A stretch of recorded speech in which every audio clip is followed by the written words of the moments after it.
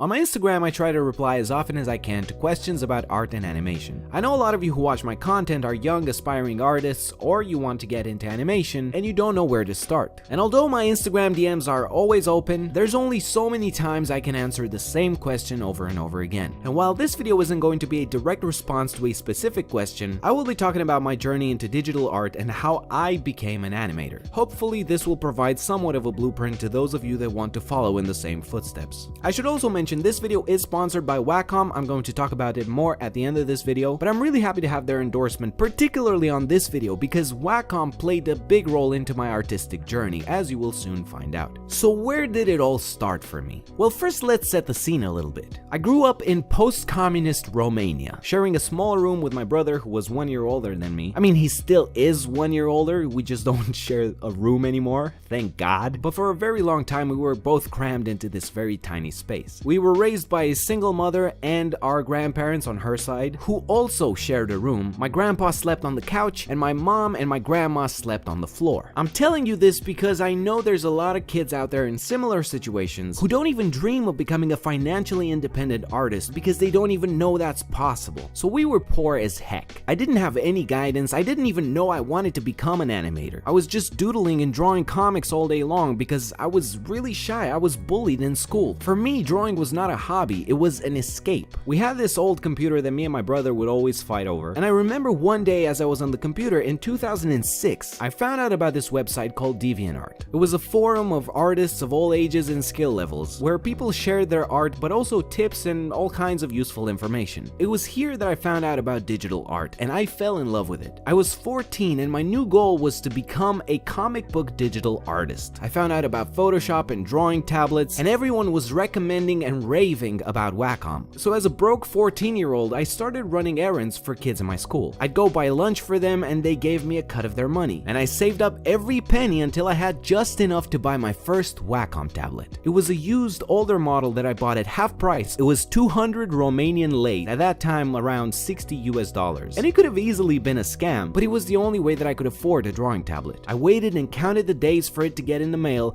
and as soon as I got my hands on it, I used it every single day. But here's the important thing that you need to understand. As an artist, you need to grow on two separate lanes. You need to, of course, develop your drawing skills, but it's equally, if not more important, to grow your business knowledge, to understand how the industry works, to learn how to use social media platforms to your advantage, to make connections, and to learn from people who are more experienced than you. I think a big mistake that a lot of beginners make is that they focus only on the technical drawing part without paying any attention to the business side of things. If you want to make a living as an artist or an animator, you need to grow both of these skills at the same time. And somehow as a 14-year-old, I intuitively understood that, and I started looking for work as soon as I had the tablet. It didn't matter that I wasn't good enough yet. I volunteered on other people's webcomics. I entered drawing contests. I did free commissions and art trades. I always pretended that I was more experienced than I actually was, because that would get my foot in the door, and by doing the gig that I wasn't good at, I was learning and getting better in the process. I worked for free on a lot of indie projects, and it wasn't until 2009 that I earned my first $5 for this drawing right here. There was no way for me to get paid online at that time, so the guy mailed me the $5 bill all the way to Romania in an envelope. To be honest, I think he may have paid more on the postage than the value of the $5 bill inside of the envelope. Of course, nowadays it's much easier to get paid. You have PayPal, Coffee, Patreon. People don't need to mail you the payment, but I'm glad that that happened because to this day I still have my first $5 bill framed on my desk. The following years I started getting more and more commission work. I never really earned a lot, but I was doing what I loved, and the few dollars that I was earning here and there motivated me to keep going. In 2011, when I was 19, I moved to Denmark by myself to study web design of all things. My mom pushed me in this direction because supposedly web design pays a lot and it's kind of in the same area of what I was doing on my own. But if I knew then what I know now, I would have never gone to college. It slowed me down so much and it took away precious time that I could have put into developing the path that I was already on. And spoiler alert, I later dropped out of college anyway. This is a very common misconception, and I get this question probably every day. Did you go to animation school or art school to study art? And it annoys the living goose out of me because you don't study art. You learn art by making art. By going to college, you are forced into somebody else's learning structure and time frame, and it's usually much slower and inadequate to your personal learning needs. If you're you're ambitious enough, you're watching tutorials, going on forums, connecting with other artists on the same level that you're on, and you're going to develop much faster and more efficiently, if you have the ambition for it. Now, I've been purposefully leaving out the animation part out of this video so far because it's important to understand that I never set out to become an animator. I did experiment with animation. In middle school, for example, all of my notebooks had little stickman flipbook animations on them. In 2007, I was making full-on animation shorts on DeviantArt, but it was always secondary to my goal of becoming a comic book artist, which eventually faded off. One of the reasons for that being that I was colorblind. Oops. When I started my YouTube channel in 2013, I was doing a lot of fan art for popular YouTubers, speed art videos. I was too shy to record my voice in any of the videos, so having a big YouTube channel with a dedicated audience was a foreign concept to me. At that point, I felt more comfortable telling other people's stories, so I started experimenting with fan animations, taking clips from popular channels and animating them. One channel in particular that I loved around that time was SourceFed, RIP, and after 3 or 4 fan animations that I did for them, Philip DeFranco reached out to me and he was like, "Hey, I see what you're doing here.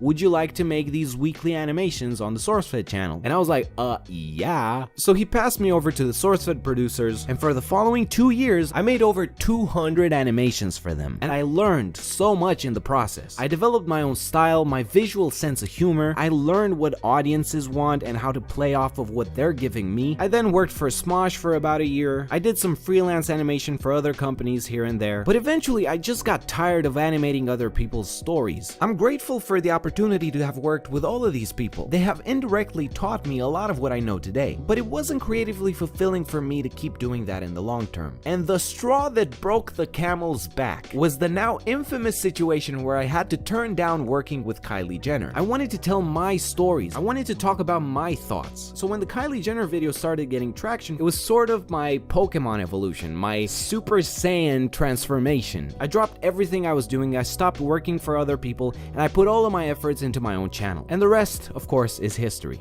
Here's the key points that I recommend you take away from this video. Number 1, don't expect someone else to give you all of the solutions on a silver platter. Don't just message me or the odd ones out expecting us to give you the magical solution that's gonna make you great overnight. As rude as that sounds, established animators don't have the time to reply to every message. Instead, go get involved in art communities and forums where there's many people just like you willing to help each other out. Number 2, when you're just starting out, you don't need to be an expert to find work. Volunteer on small-scale indie projects, do free art commissions, connect with other artists, build your online presence little by little. Now, this may sound contradictory to what I said in the Kylie Jenner video, where I advised people to put a price tag on their time, but this is a balance you alone have to judge, when to work for free and when it's time to charge for your time. And unfortunately, there is no clear answer to that. It's a lesson that you will have to learn through your own experience. Number 3, forget about the myth that you need to go to art school, especially if you live in a country where the tuition is going to put you in debt. And number 4, understand that digital art and animation is a career that you're going to have for the rest of your life. Don't compare yourself to people with millions of subscribers. I got my first Wacom tablet when I was 14. I'm about to turn 27 next month. It took me 13 years to get to the point where you see me now, and I'm nowhere near where I'm going to be 5 years from now or 10 years from now. You're on a continuous learning journey, and you will never be perfect. You will never know everything there is to know. You can only strive to be better than you were last year and the year before. Now, once again, this is not the perfect blueprint, this is not the perfect solution, these are my experiences, and I hope you take away something from this video that's going to inspire you and put you on your own journey, even if, most likely, for you that's going to take a much different form than the steps that I had to go through.